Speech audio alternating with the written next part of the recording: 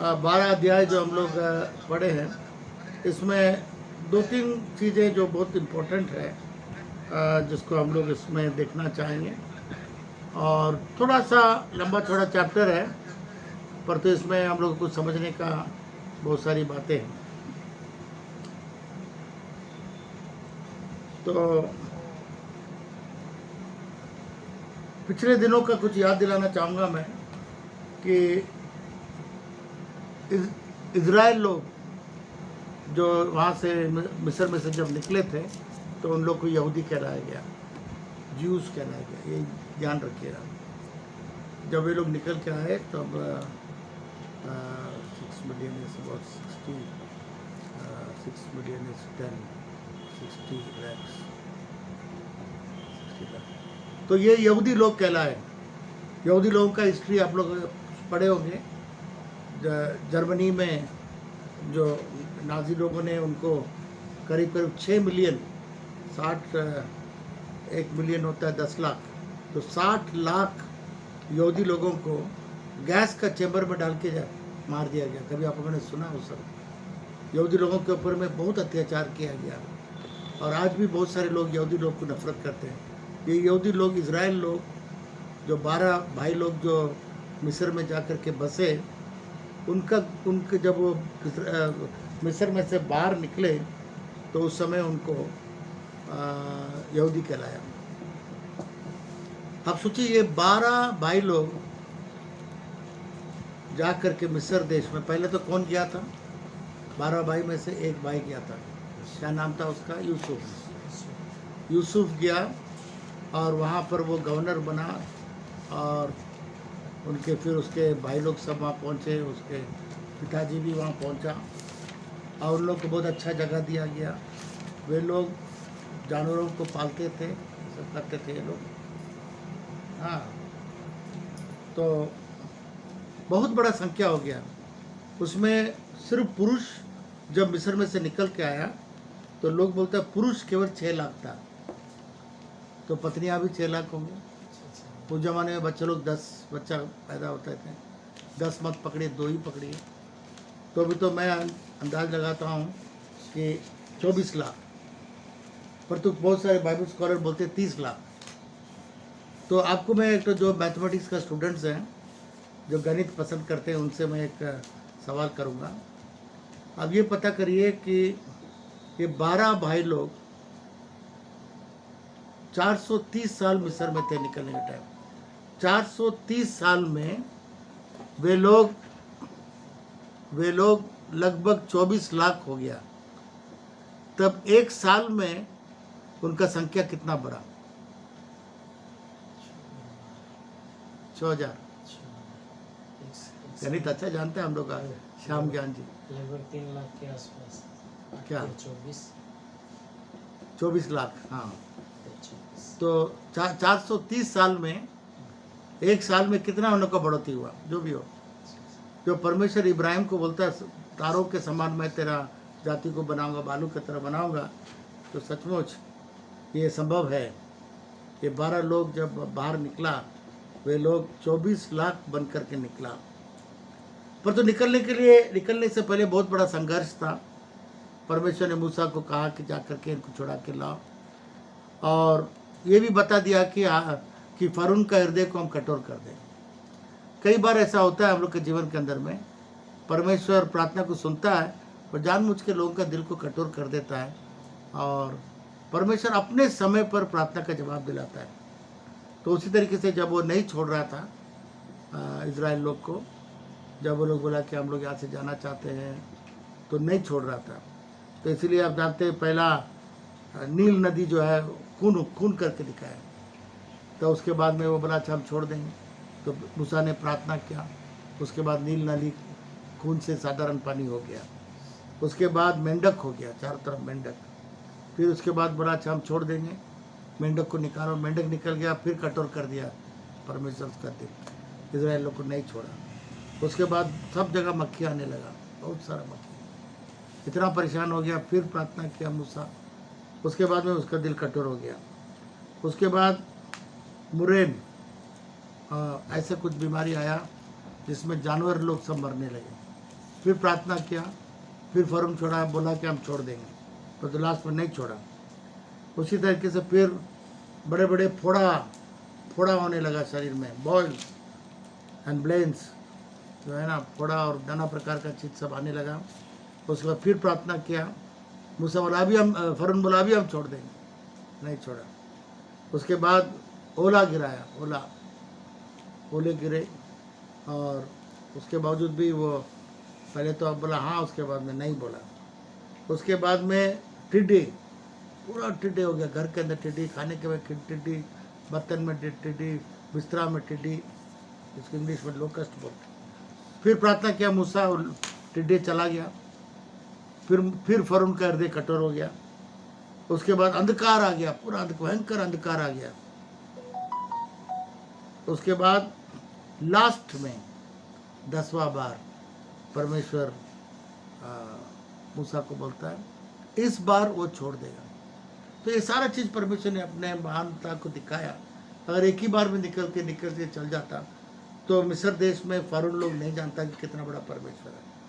तो परमेश्वर इन सारे चीज़ों को दिया दिखाने के लिए कि वो परमेश्वर है और वो छुटकारा भी दे सकता है। पर तो लास्ट वाला जो 10वां जो है, जो यहाँ पर हम लोग पढ़ने जा रहे हैं, ये बहुत खतरनाक चीज़ था।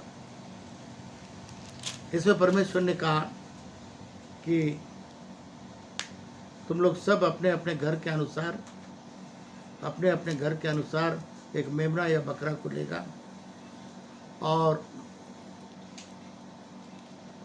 उसको जो है आप उसको बलि देगा, काटेगा, और उसका खून को, हिसाब होता है उस जमाने में झाड़ी, तो झाड़ी में खून को आप लगाएगा, और उसके बाद दरवाजे के चौखट में दोनों तरफ। और अब देखिए, आज भी देखिएगा बहुत सारे लोगों के घर में अब जाएगा तो चौखट में तीनों ऊपर नीचे सिंदूर लगाता है, देखा होगा सिंदूर लगाना। ये शुरू में यहाँ पर हुआ है।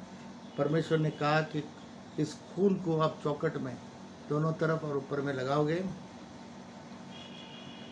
और क्या होगा? परमेश्वर कहता है जब मैं वहाँ से निकलूँगा और जब देखूँगा कि आपके दरवाजे पर खून है तो वहाँ कोई नहीं मरेगा, वहाँ से मैं पार लगा लूँगा। पास ओवर का मतलब, पसे का मतलब पार लगा दूँगा। जब आपके चौखट में देखूँगा खून, मैं पार लगा दूँगा, पास ओवर। नाश करने वाला जब आएगा, जहाँ देखेगा कि आपके घर में चौखट में खून लगा हुआ है, वो पार लगा करके जिस घर में नहीं है खून, उसमें पहलोठा मर जाएगा, तो जानवर हो या पहलोठा। ये परमेश्वर ने अपने यीशु मसीह के बारे में एक नमूना दिखा रहा है, लोगों को तैयार कर रहा है, क्योंकि बिना खून बहाए पाप का क्षमा नहीं है। तो पुराने ज़माने में पापों का क्षमा के लिए एक शुरुआत है यहाँ पर। पापों का क्षमा के लिए एक मेमना को लेना पड़ा, और उस मेमना के ऊपर में सारे परिवार के पाप उसके ऊपर में उसको बलि देना पड़ा, और उस खून को उस चौखट में लगाना पड़ा। तो जब भी वो नाश करने वाला जब आया, जब देखा कि इसके ऊपर खून लगा हुआ है, तो वो पार लगा करके चला गया, उस घर में कुछ नहीं हुआ। पर तो मिस्र के घर में, फरौन के घर में, और सारे नौकर के घर में, और सारे नौकरों के घर में, और जानवर भी, जो पहलोठा के बाद जो पहला पैदा हुआ वो मर गया।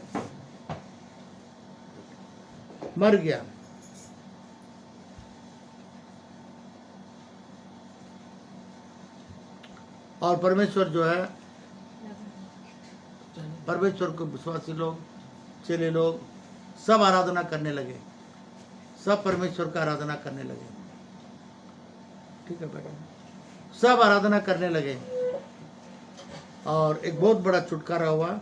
एक बहुत बड़ा पास ओवर का मतलब पार लग गया, मौत पार लग गया।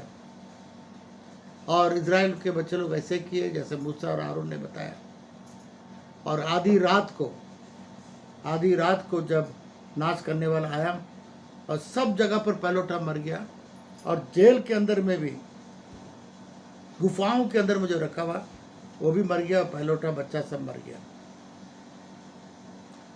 30वां पद में लिखता है, 12वां 30वां पद में, और फिरौन रात ही को उठ बैठा और उसके सब कर्मचारी वरन सारे मिस्र उठे और मिस्र में बड़ा हाहाकार मचा, क्योंकि एक भी ऐसा घर न था जिसमें कोई मरा नहीं।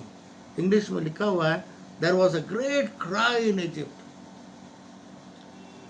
शायद उस समय तक इतना बड़ा रोना कभी नहीं हुआ था। सबके घर में अगर पैलोठा मरेगा तो अब सोचिए कितना बड़ा चिल्लाहट होता होगा, कितना बड़ा रोना होगा, कितने लोग छाती पीट रहे होंगे। और ये एक सबसे बड़ा चिल्लाना, रोना और एक मौत था जो मिस्र देश में हुआ। और आज भी देखिएगा, 2000 साल पहले प्रभु यीशु मसीह इस पृथ्वी में आया, सारे लोगों के पाप के लिए क्रूस पर बलिदान हुआ, यीशु मसीह आने का कारण। और जो यीशु मसीह पर विश्वास करेगा और यीशु मसीह के खून के अंदर रहेगा, उसका परिवार सब यीशु मसीह के खून के अंदर रहेगा, तो उसके अंदर में नरक नहीं जाएगा, जिसको दूसरा मृत्यु कहा जाता है। जो यीशु मसीह को ग्रहण किया वो एक बार मरेगा। ध्यान से सुनिए, जो यीशु मसीह को ग्रहण किया है, दोबारा जन्म पाया है, यीशु मसीह पर विश्वास किया है, यीशु मसीह के खून के अंदर आ गया है, वो एक बार मरेगा। और प्रकाशित वाक्य में लिखा हुआ है, प्रकाशित वाक्य में लिखा हुआ है कि डरपोक और नाना प्रकार के पाप करने वाले वे लोग आग के झील में डाल दिए जाएंगे, आग के झील में डाल दिए जाएंगे, जिसको दूसरा मृत्यु कहा गया है। ये कौन लोग हैं? जो लोग पाप करते हैं, जो डरते हैं, यीशु मसीह जो ग्रहण नहीं किए, और वे लोग आग का झील में डाल दिया जाएगा, ये दूसरा मृत्यु है। और जो यीशु मसीह पर विश्वास किया, ग्रहण किया, यीशु मसीह का लहू जिनके ऊपर में है, वो एक बार मरेंगे, जिस पृथ्वी में जैसे हम लोग मरते मर जाएंगे, पर तो दूसरा मृत्यु हम लोग का नहीं है। पर तो जो लोग दोबारा जन्म नहीं पाए हैं, जो यीशु को नहीं अपनाए हैं, प्रकाशित वाक्य की किताब के अनुसार वे लोग दूसरा मृत्यु, एक मृत्यु तो इधर हो गया, दूसरा मृत्यु आग का झील में डाल दिया गया। और केवल उतना ही नहीं, उसमें लिखा हो कौन जाएगा आग का झील में, मालूम है? डरपोक। आज देखिए बहुत सारे लोग यीशु मसीह को ग्रहण करने के लिए डरता है, परमेश्वर को विश्वास करने के लिए डरता है, सच्चा परमेश्वर पर विश्वास करने के लिए डरता है। यीशु मसीह, देखिए जितने भी संसार के अंदर में, चाहे गुरु हो, चाहे देवी हो, चाहे देवता हो, जो भी हो, जैसा भी हो, उसका जन्म ठीक है, पर तो कब्र तक जाएगा। कब्र के बाद कोई कहानी नहीं है।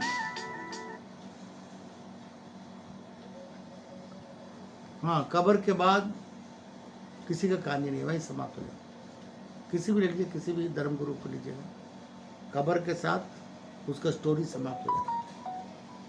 यीशु मसीह ही है ऐसा जिसको 4000 साल का भविष्यवाणी हुआ कि वो कहाँ पैदा होगा, कैसे पैदा होगा, कैसे मरेगा, कैसे तीसरा दिन जी उठेगा। यीशु मसीह मरने के बाद जिंदा उठ गया। तो यीशु मसीह का कहानी कब्र तक नहीं, यीशु मसीह कहानी आगे चला जाता है। इसलिए यीशु मसीह बोलता है कि मैं फिर आने वाला हूँ। और यीशु मसीह जो क्रूस पर बलिदान हुआ, और उसका लहू हम लोग के सारे पापों को धो के शुद्ध करता है। केवल उतना ही नहीं, हम लोगों का लहू जो है, यीशु मसीह का लहू हम लोग को आत्मिक मृत्यु से बचाता है, शैतान के हरकत से बचाता है। यीशु मसीह का लहू को आप विश्वास के साथ अपने ऊपर डाल के जाइएगा, आपके ऊपर किसी प्रकार का हानि नहीं होगा, किसी प्रकार का। और यीशु मसीह का लहू आपके ऊपर है। पिछले बार मुझे याद नहीं, मैं बताया नहीं बताया, एक पास्टर दयानंद बोल के एक पास्टर थे, हम लोग का बोर्ड में थे वो। तो वो एक गांव में प्रचार करने के लिए गए, बहुत सारे लोग यीशु मसीह को ग्रहण किया। वहाँ के ओजा टोना लोग बोला कि ये बहुत लोग यीशु मसीह को विश्वास कर रहे हैं, तो इसको वो लोग मारना चाह रहा था। तो वो लोग मंत्र किया और शैतान को बुलाया और बोला जा करके, दुष्ट आत्मा को बोला जा करके ये पास्टर दयानंद को मारो। तो उसको मंत्र उधर डाल करके उसको भेजा। वो गुम करके वापस आ गया। तो सेकंड टाइम और तेज करके बहुत सारा मंत्र तेज करके बोला जाओ किसी भी तरीके से इस पास्टर को मार के आओ। तो दुष्ट आत्मा फिर गया, कुछ नहीं कर पाया, वापस आ गया। जब मंत्र मारने वाले लोग, ओझा टोना वाले लोग जब तीसरा बार उसको भेज रहे थे और मंत्र तेज करके, तो दुष्ट आत्मा बोला कि वहाँ उसके चारों तरफ आग और यीशु मसीह का खून है, हम नहीं जा सकते, और अगर जबरदस्ती तुम इस तीसरा बार भेजोगे तो तुमको हम मार डालेंगे। तो प्रार्थना करके यीशु मसीह का लहू को डाल के जाइएगा अपने घर में, हर समय जहाँ भी घर छोड़ के जाएगा, जिधर भी जाएगा, यीशु मसीह का लहू को लगाइए, यीशु मसीह को लहू को लगाइए, और अपने ऊपर में भी यीशु मसीह का लहू को लगाइए। और जिनके ऊपर में यीशु मसीह का लहू था वो लोग के घर में मौत नहीं आया। इसलिए मेरे प्रिय मित्रों, हम लोग को भी यीशु मसीह के लहू के अंदर में छिपा हुआ रहना चाहिए। और अब हम लोग देखते हैं कि यहाँ पर एक और चीज़ दिखा गया है जिसके बारे में बताना चाहूँगा, खमीर के बारे में। यहाँ पर ऐसे लिखा हुआ है, रोटी के खमीर, आपके घर में 7 दिन तक खमीर नहीं रखना। खमीर जानते हैं आप लोग, औरत लोग जानता हो। हाँ हाँ, फूलने वाला केक बनाना है तो उसमें खमीर डालेगा तो फूल जाएगा। हाँ, फूल जाएगा, है कि नहीं। नान जब बनता है, रोटी जब बनाएगा उसमें खमीर डालेगा तो फूल जाएगा, नान बन जाएगा।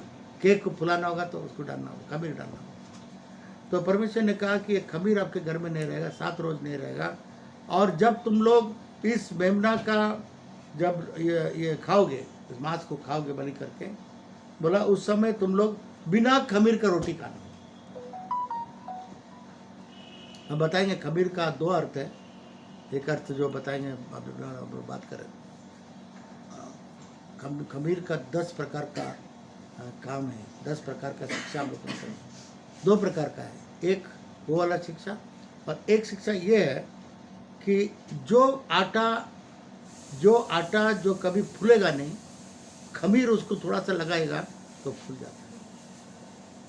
तो ये भी दिखा, परमेश्वर पहले बता दिया, तुम जब यहाँ से जाओगे तो बहुत सारे सदुकी और फरूसी, बहुत लोग ऐसे लोग होंगे जो दिखावटी के लिए रहेंगे, हिपोक्रिट्स रहेंगे, जो दिखावा के लिए वो लोग काम करेंगे। वो हम लोग को नहीं करना है। खमीर जो है, जब एक आटा के अंदर आ जाता है, आटा गूंदा हुआ आटा के अंदर आ जाता है, तो उसका जो ओरिजिनल चीज़ हट करके बड़ा का हो जाता है। ये इसलिए परमेश्वर पहले भी इन लोग को वार्निंग किया कि आपका जीवन ये सब चीज़ के बिना होना चाहिए, बिना पाप का होना चाहिए, बिना घमंड का होना चाहिए, बिना दिखावटी का होना चाहिए। तो इसीलिए परमेश्वर ने यहाँ पर फरीसी और सदुकी लोग, मैं इसी के बारे में स्टडी कर रहा था, फरीसी और सदुकी लोग के बारे में मत्ती 16 में यीशु मसीह कहता है कि तो फरीसी और सदुकी की तरह मत रहना, क्योंकि वे लोग अपने गलत शिक्षाओं को खमीर के तरह बढ़ा देता है। ये तो एक शिक्षा, क्योंकि खमीर के बारे में आपको जानना है, ये एक हिस्सा है। दूसरा हिस्सा खमीर के बारे में किसी एक रोज़ हम आपको सिखाएंगे। यहाँ पर एक चीज़ और आपको दिखाना चाहेंगे हम इस 12वां अध्याय में, आपका 48 पद में। आज हम लोग कम पढ़वाए इसलिए क्योंकि बहुत लंबा चैप्टर था बोलकर। यहाँ पर देखिए, ध्यान से सुनिएगा, यहाँ पर हर एक परिवार एक मेमना या बकरा को लेगा। मान लीजिए उस बकरा का मीट ज़्यादा है, एक पति पत्नी और एक ही बच्चा है, और मेमना थोड़ा बड़ा है, तो अपने पड़ोसी को कि उसको भी ले सकता है उसके खाने के हिसाब से। और जो यहूदी नहीं है, ध्यान से सुनिए, जो यहूदी नहीं है, अन्य जाति है, उसको भी आप ले सकते हैं ताकि उसका घर में भी एक लोटा बच जाए। परंतु उसका एक शर्त है। देखिए क्या शर्त है, 48वां आयत को आपको देखिए, 48वां शब्द को।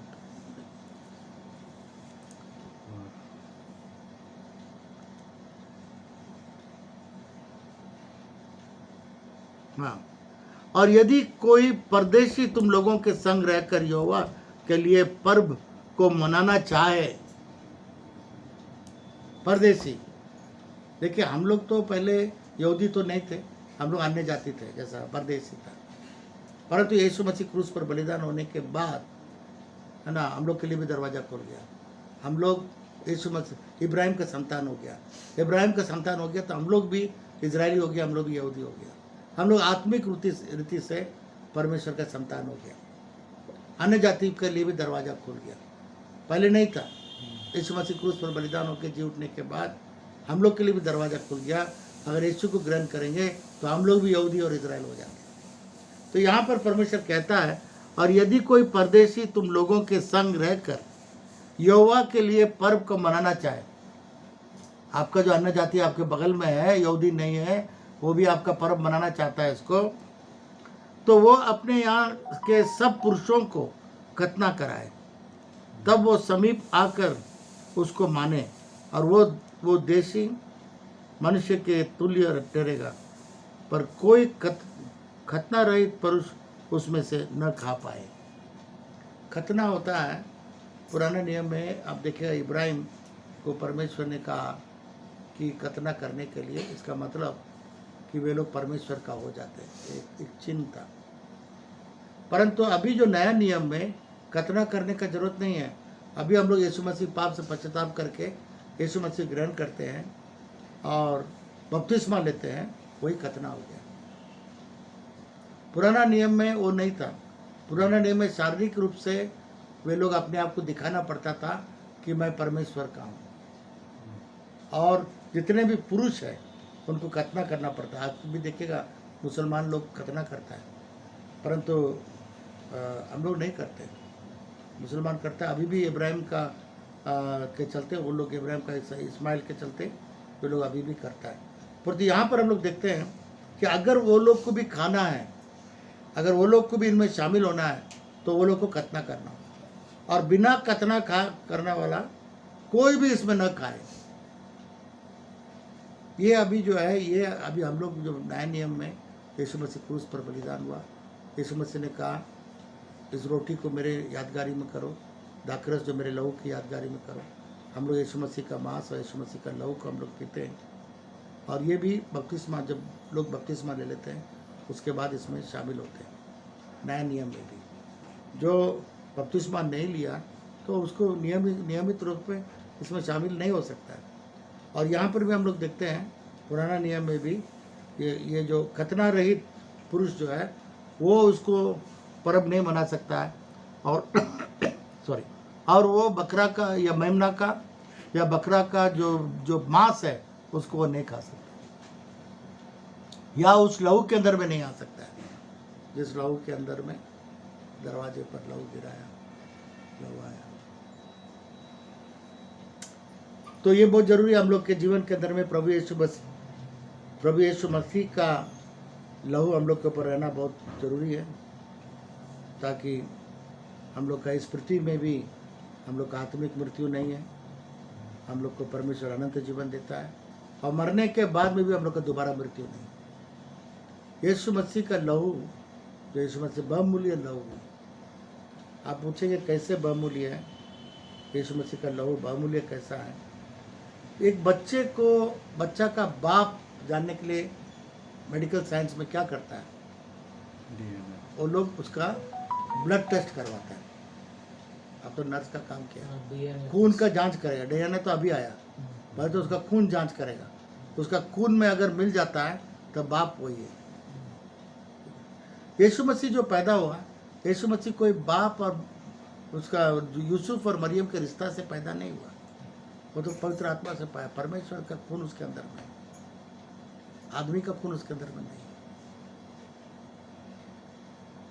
जब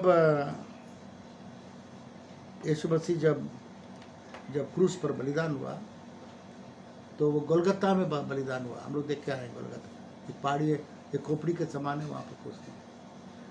जो पुराना नियम में एक संदूक था, जिसके बारे में हम लोग आएंगे आगे जाकर के, हम संदूक के बारे में आपको बताएंगे। तो ये संदूक जो है, यहूदी लोग उस संदूक में मूसा का, आरून का छड़ी और मन्ना जो खाना परमेश्वर स्वर्ग में देता था वो, और ये सब चीज़ उस संदूक में था। और ये मूसा का जो 10 हुक्म का, तो ये संदूक में था। तो ये संदूक बहुत पवित्र माना जाता था। केवल लेवी लोग उसको कंधा में उठा के जा सकते थे, और कोई छुएगा तो मर जाएगा, उसको लेवी लोग ही उठा सकता था। और ये संदूक अभी किसी को मालूम नहीं है कहाँ है।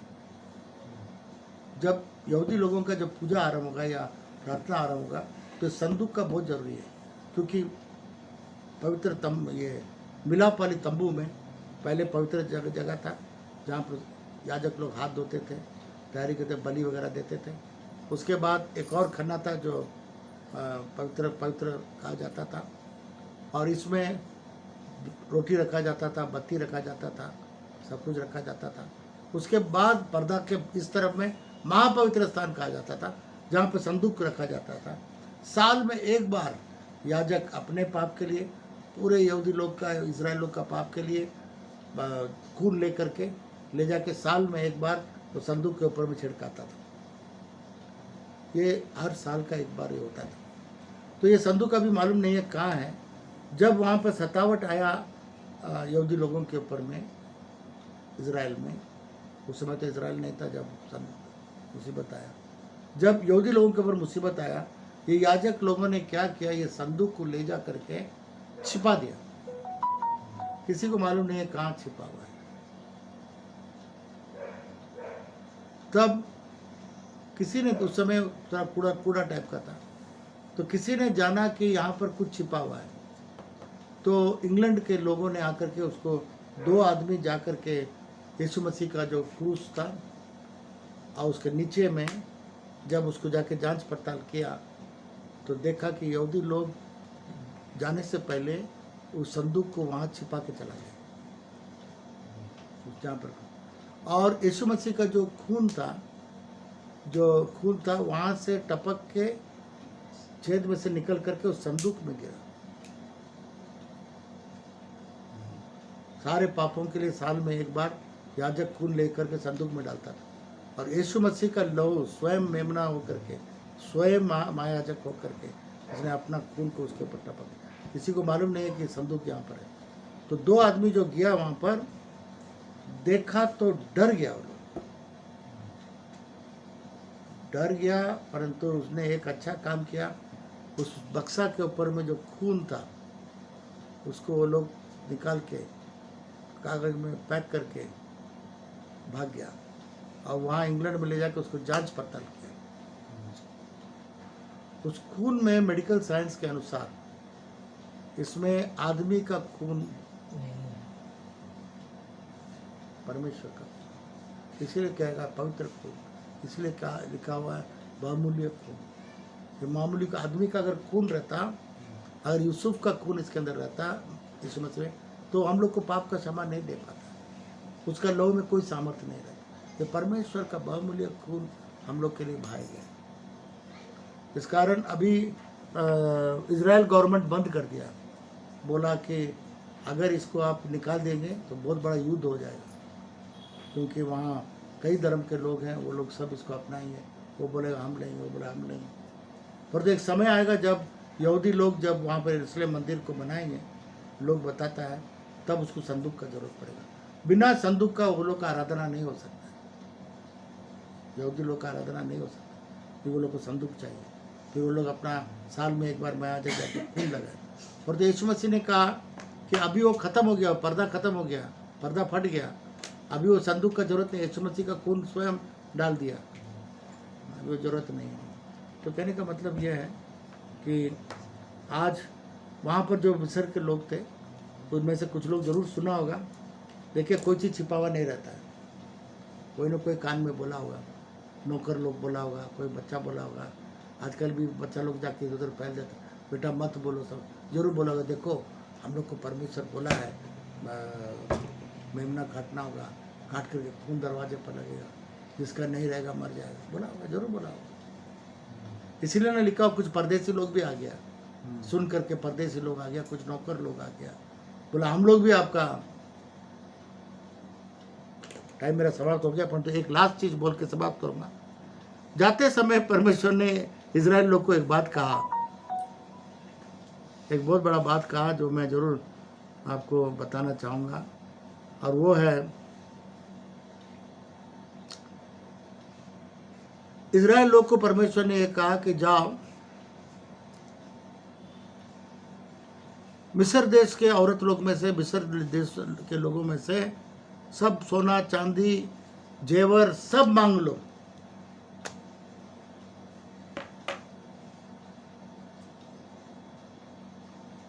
सब मांग लो। और वो लोग का जो औरत लोग बड़ा विश्वास किया यहूदी लोगों के ऊपर में, और वो लोग सोचा कि ये तो थोड़ा पूजा वूजा करके 3 दिन में वापस लौट जाएगा, तो ये लोग सब अपना जेवर दे दिया है, सब दे दिया। अब जानते हैं आज भी कोई फंक्शन होता है, शादी होता है, कुछ होता है, कुछ औरतें जाते हैं किसी अच्छा गरीब अमीर घर में, फिर तुम्हारा कुछ जेवर दे दो, हम लोग यहाँ शादी है, कुछ पहनेंगे, जेवर दे दो, साड़ी दे दो, अच्छा चीज़ दे दो, जाके मांग लेते हैं। कोई ऐसा बात नहीं है, पूनम समझती है मेरे बात। तो बर्तन मांग लेंगे, बहुत सारा चीज़ मांग लेंगे, कोई दिक्कत नहीं है। तो परमेश्वर बोला मिस्र के औरतों से मांग लो, और इस औरतों को भी परमेश्वर इतना विश्वास दिया, ये लोग अपने अपने अच्छे जेवर सोना चांदी सब चीज़ गहने उतार करके सब दे दिया। तो आप बोलेंगे कि क्या ये चोरी है?